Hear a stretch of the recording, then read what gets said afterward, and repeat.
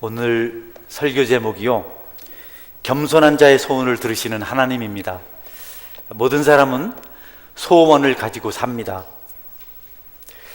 성경은 우리가 가진 소원이 겸손한 소원이라고 말씀하십니다. 그렇게 되기를 원하십니다.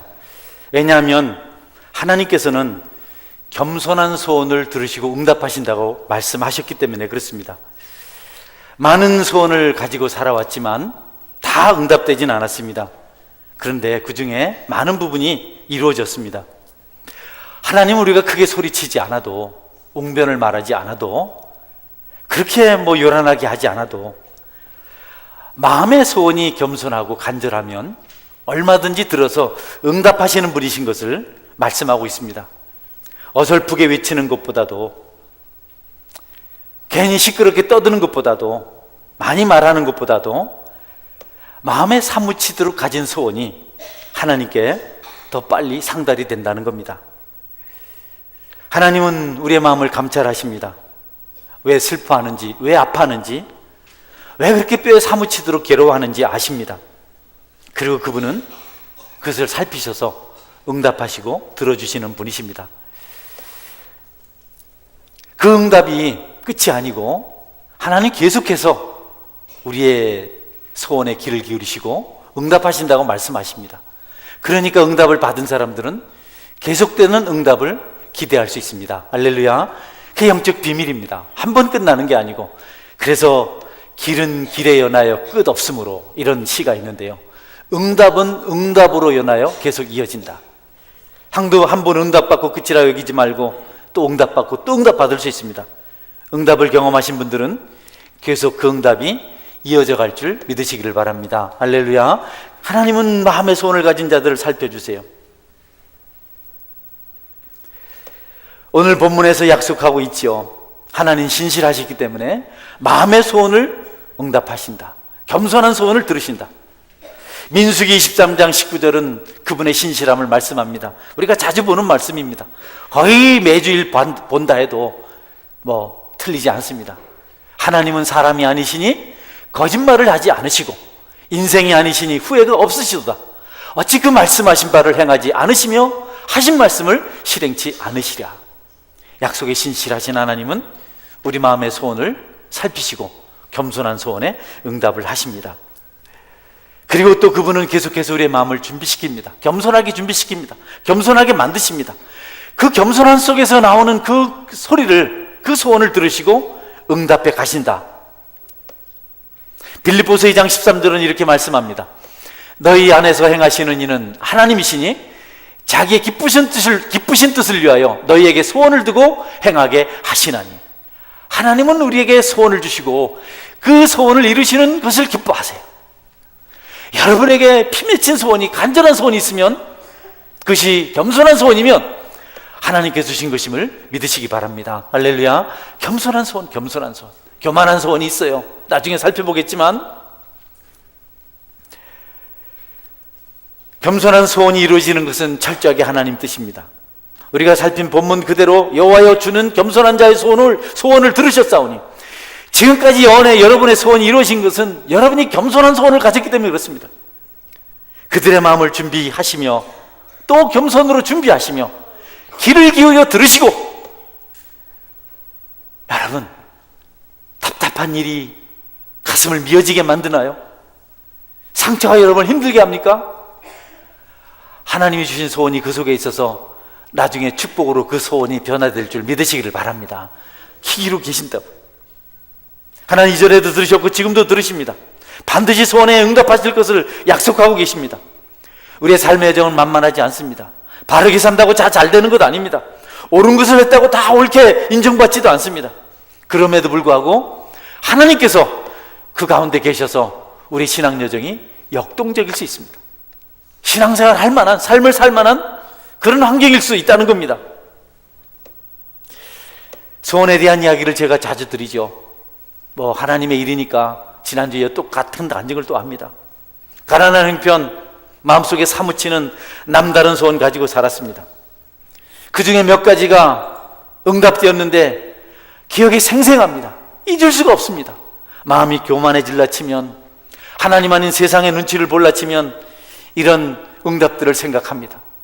설교자가 여러분, 사람들이 좋아하면 같이 좋아하고 싫어하면 같이 낙심하는 것은 옳지 않습니다.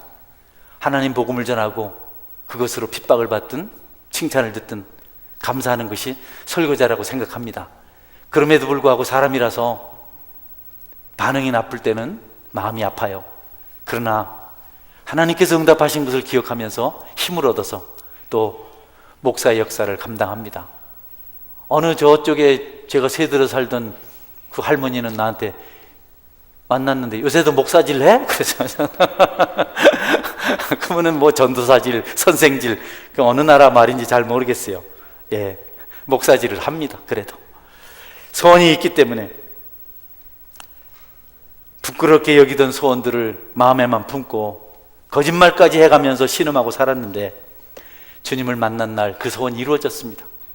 아무도 들어줄 수 없고 나도 용기 낼 수 없었던 것들이 주님 안에서 그 소원이 상달되어서 10년 동안의 눈물이, 10년 동안의 아픔이, 10년 동안의 고초가 단 한순간에 해결되는 기적을 체험할 수가 있었습니다.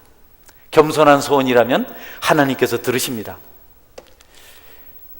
예수님을 영접하면 기쁨이 있다 말하는 거 들었는데 정말 예수님 만나니까 하나님 자녀가 되니까 가슴 아리던 소원들이 이루어지더라고요. 하나 둘.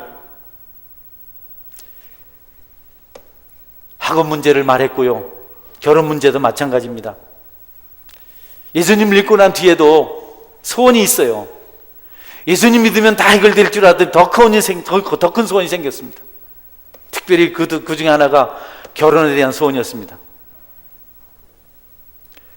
마음에 결혼해야 된다는 소원이 있었는데 되질 않아요. 가난한 신학생이었기 때문에 아내 만나서 잘 돼야 시온의 대로가 열릴 것 같더라고요.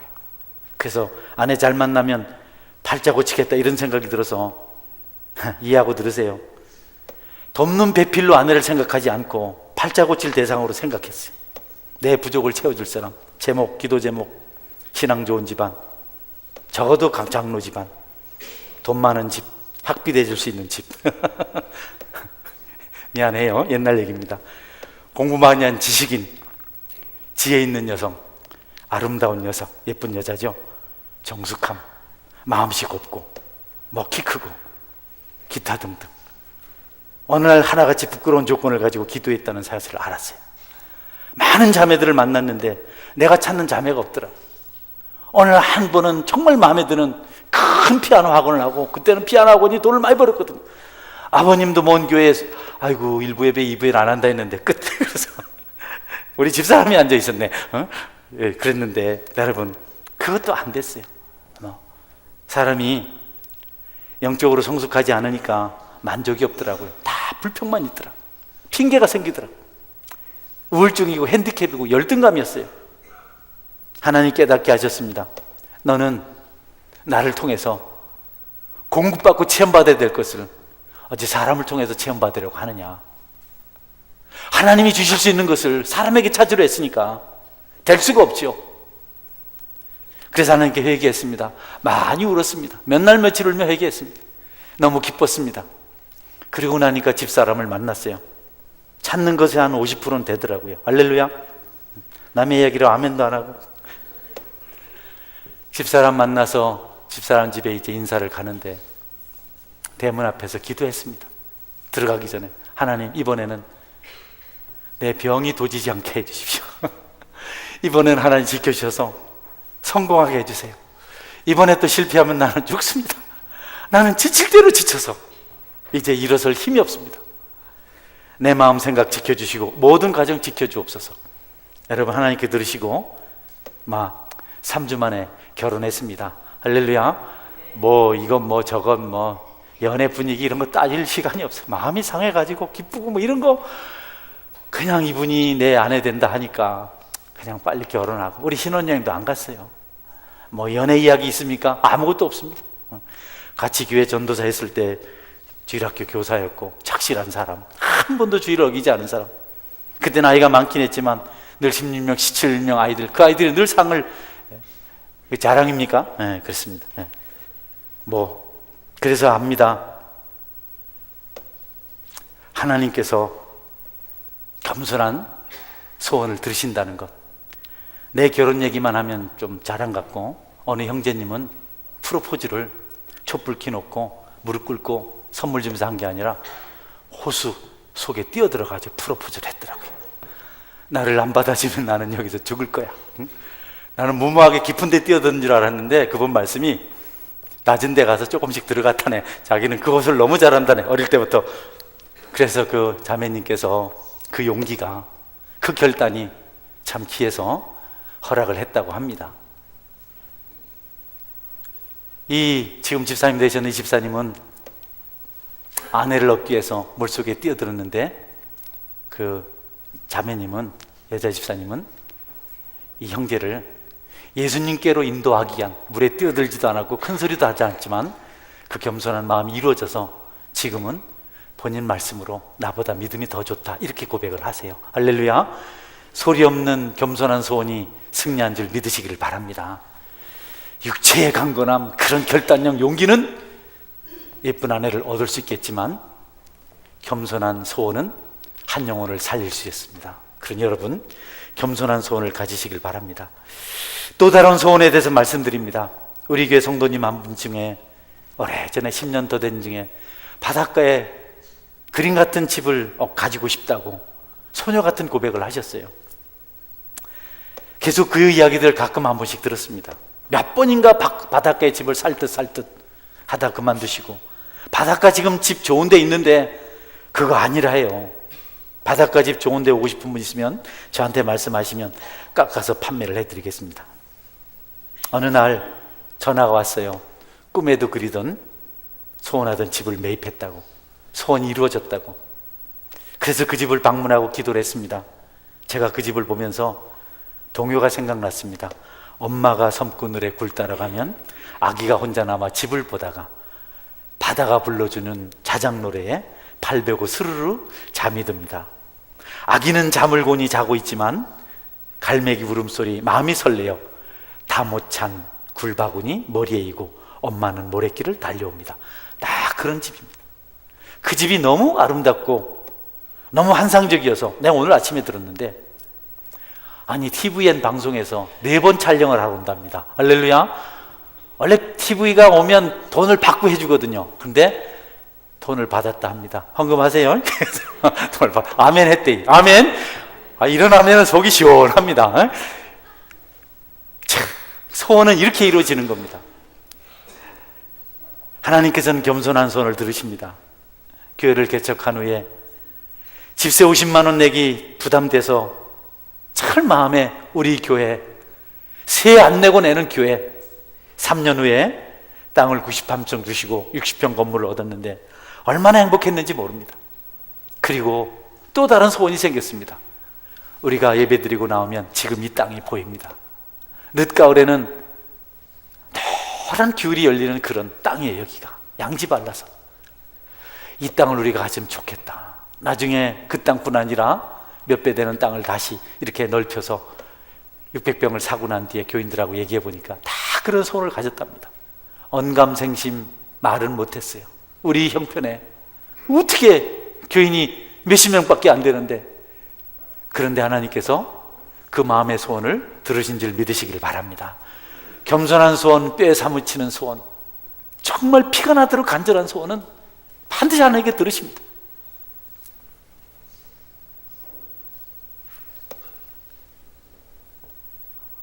어느 성도님은 사업이 너무 힘들어서 누구에게 말도 할 수 없어서 눈물로 하나님께 마음의 소원을 아랬다고 합니다. 하나님의 도우심이 필요합니다. 여러분, 사업하는 사람들 참 어떨 때는 힘들겠다 생각이 들어요. 그분들 위해서 기도하시기 바랍니다. 직장생활하는 사람들이 좀 어떨 때는 나아 보여요. 고민하시고 자본이 없을 때 그래 하시고. 그분은 원치 않는 술과 흡연에 중독돼 있었어요. 제가 알아요. 자기도 원치 않는 그 일을 하니까 너무 답답한 겁니다. 그래서 마음의 소원을 가졌어요.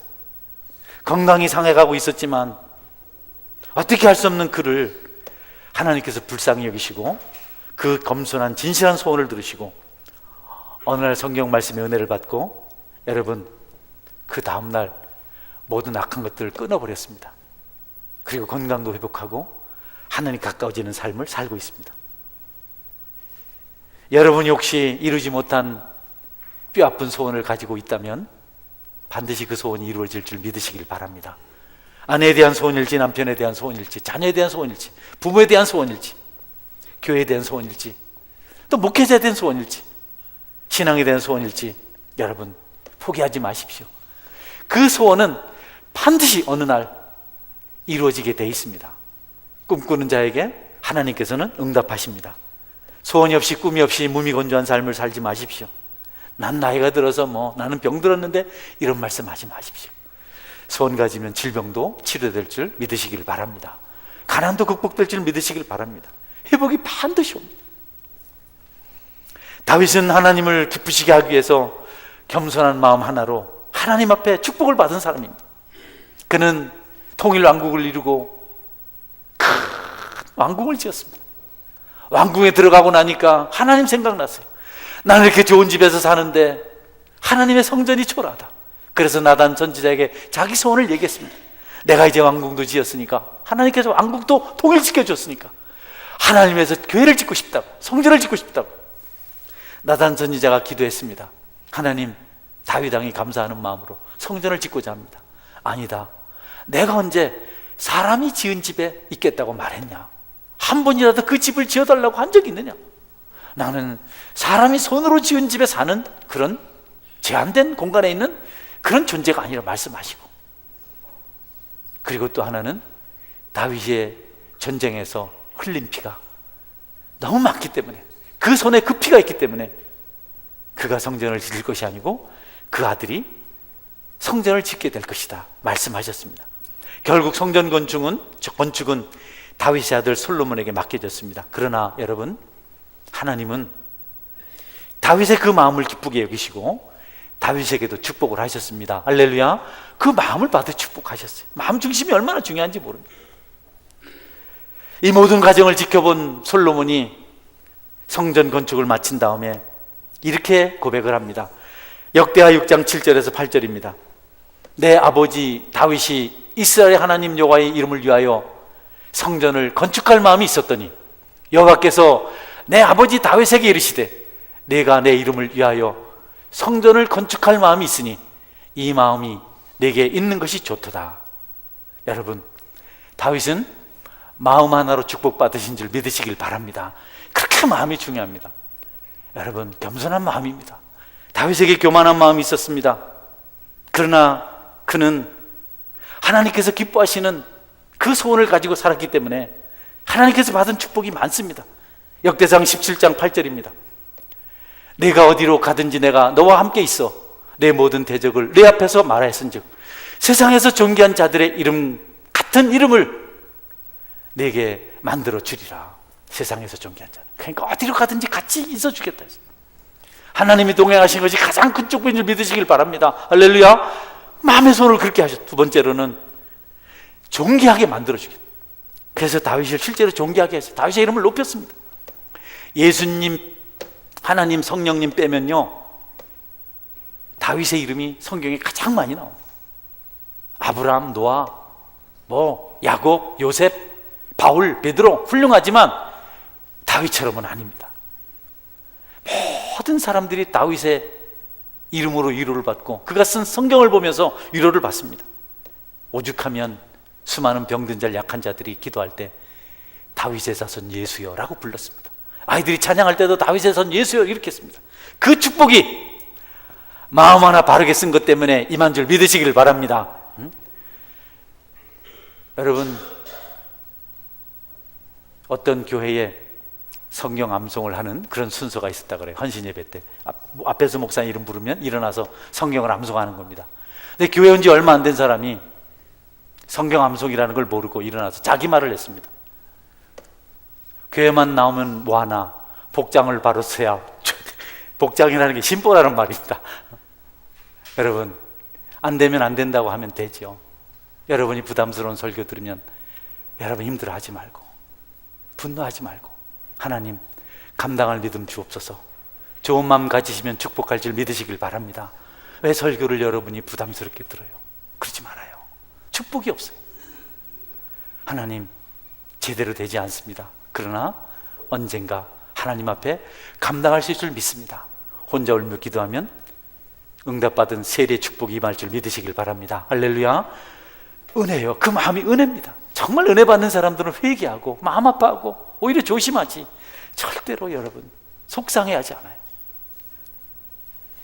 다윗은 교만한 마음을 가지고 우리아의 이스라엘 용사 햇사람 우리아의 아내를 향해서 음욕을 품다가 간음죄를 짓고 살인죄까지 저질렀습니다.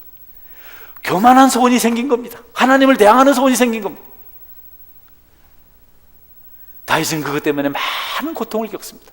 아들에게 쫓겨당하기도 하고, 물론 회개함으로 그가 모든 것을 회복할 수 있었지만 또 한 번은 인구조사했습니다. 자기가 얼마나 세가 강한가 알고 싶어서 백성들 숫자를 셌어요. 인구조사가 나쁜 거 아닙니다. 다윗이 자신을 위해서 그렇게 했어요. 교만했어요. 교만한 소원을 가졌어요. 그것 때문에 하나님의 진노를 사서 자기가 그렇게 사랑하는 백성들 수만 명이 죽습니다. 성경에 여러분 교만한 소원을 가졌던 사람들 많습니다. 가인도 마찬가지죠. 가인도 예물을 잘못 드리고 하나님 은혜를 받지 못하니까 마음이 상했어요.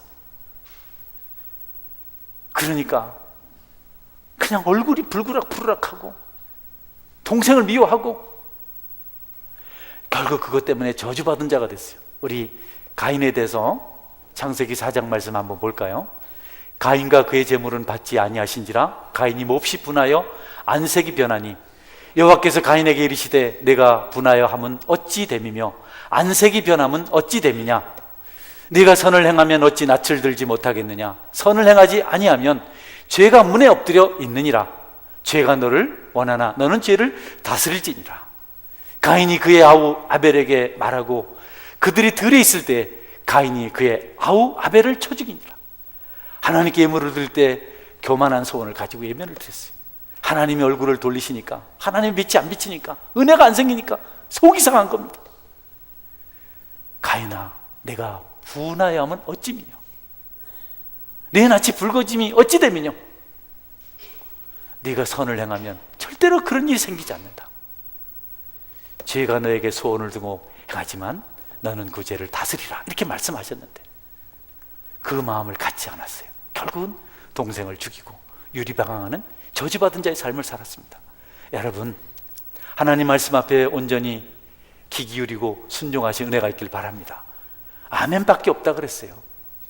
핑계 댈 거 없다 그랬어요.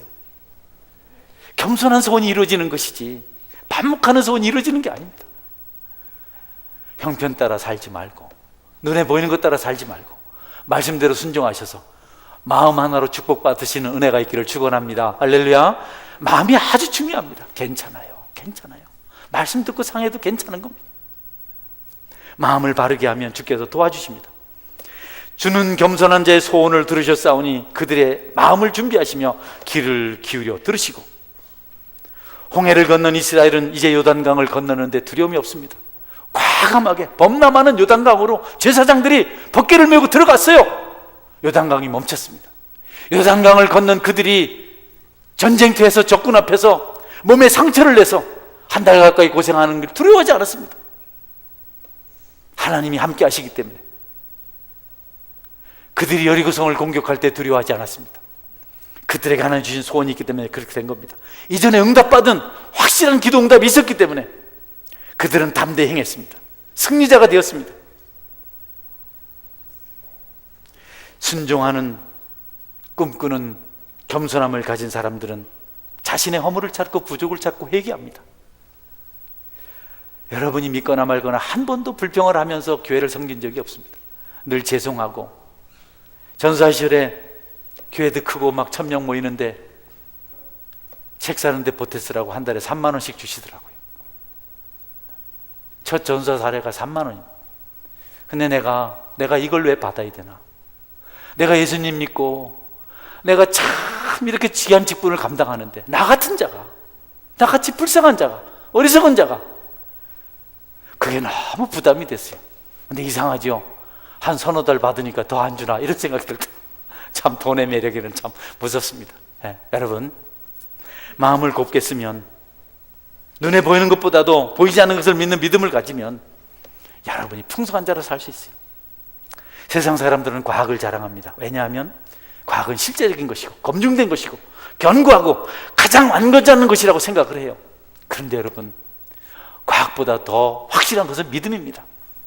바로 그의 박사들, 홍해, 이스라엘 백성 못 건넌다고 생각했어요.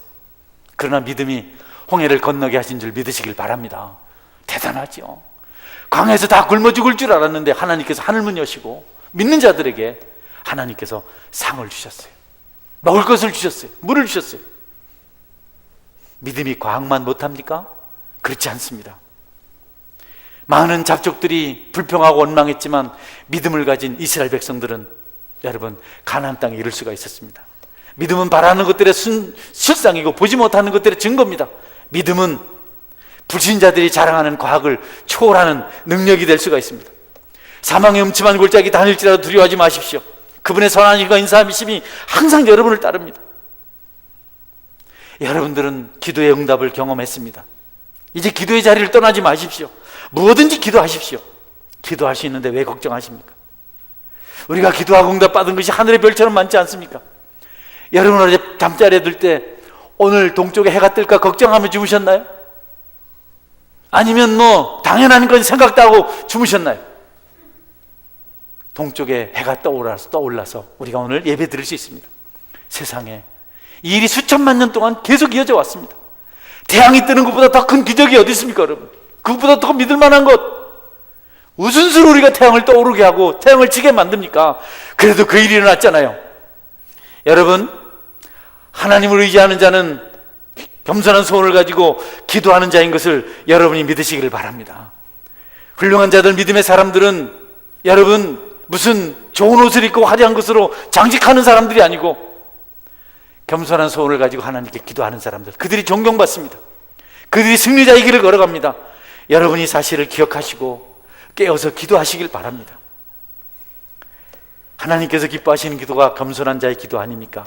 기도는요, 자신을 드러내기 위한 그런 장치가 아닙니다. 그것을 통해서 사람들에게 매력적인 존재가 되도록 여러분 그렇게 했을 필요 없습니다. 그렇게 되면 그 기도는 능력이 없습니다. 하나님과 관계가 없습니다. 하나님은 자기를 경외하는 자의 소원을 기뻐하시지, 하나님을 무시하는 자들의 소원을 기뻐하지 않으십니다. 우리가 겸손한 소원을 가지고 진심으로 바랄 때 우리의 영혼은 불타오르기 시작합니다. 우리 속에 뜨겁게 불이 타오릅니다. 술을 마셔도 속이 뜨거워서 고함을 지르고 세상을 다 소유할 것처럼 하는데, 여러분이 기도해서 성령의 불을 받아보십시오. 여러분 어떻게 달라질지. 거룩한 욕심, 겸손한 소원 가지시고 하나님이 들으실 수 있는 기도를 하시길 바랍니다. 어떤 분들은 종종 내 기도는 좀 초라해서 안 되겠습니다 라고 하는 분들 계세요. 물론 기도력이, 어휘력이 부족해서 좀 기도가 그럴 수도 있는데, 하나님은 오히려 그런 기도를 들으신 줄 믿으시길 바랍니다. 거창한 기도를 꿈꾸지 마십시오. 그냥 진실하게 하십시오.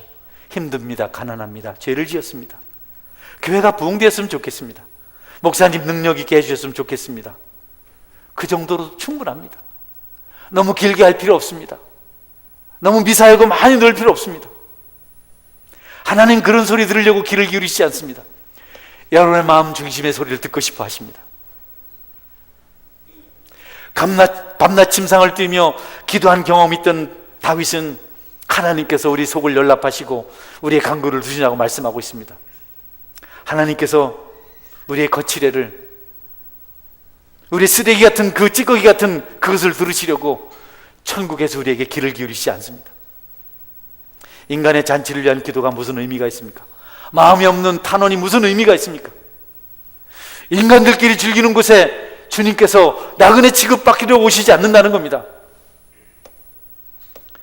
화려한 언어보다도 진실한 기도를 기뻐하십니다. 어떤 분들은 자기 집에서도 아버지가 기도하세요 하면 나는 기도 못한다, 네가 하라, 이런 분들 있다 그래요. 왜냐고 물으니까 기도의 말을 모르는, 여러분 그런 게 어디 있습니까? 믿음으로 하시길 주의 이름으로 축원합니다. 아버지가 그런 말을 하면 어떻게 해요? 얘들아 그래 기도하자. 아들이 알아요, 딸이 알아요. 우리 아버지 말이 어눌한 거 알아요. 떠든거리더라도 진심으로 하나님 우리 가정 지켜주시고 우리 아이들 잘 되게 해주세요. 생각이 안 나. 그래서 이만 끝했답니다. 응? 그건 너무 무식하고 예수님으로 기도드립니다. 이렇게 하시면 하나님께 여러분의 기도를 드시고 여러분의 소원을 이루시고 잘 되게 하실 줄 믿으시길 바랍니다. 소리 없이 흐르는 눈물이 하나님께 더 크게 말할 수 있습니다. 하나님은 아무도 듣지 못하는 기도를 들으시는 분이십니다. 여러분의 마음에 항상 꺼지지 않는 간절함이 있고 소원이 있어서 여러분의 삶이 윤택하실 수 있길 바랍니다. 지금 괴로움 중에 있는 분 있으실까요? 하나님께 소원을 주셨습니다. 그 괴로움 때문에 여러분의 속이 상하고 있는 동안 하나님께서 여러분을 살피십니다. 건강이 안 좋으신가요? 경제적으로 어려우신가요? 미래가 불투명합니까? 그 안타까운 소원을 가지고 하나님께 눈물을 흘리십시오. 반드시 때가 되면 들으실 줄 믿으시기를 바랍니다. 아멘. 같이 기도하겠습니다. 낙심하지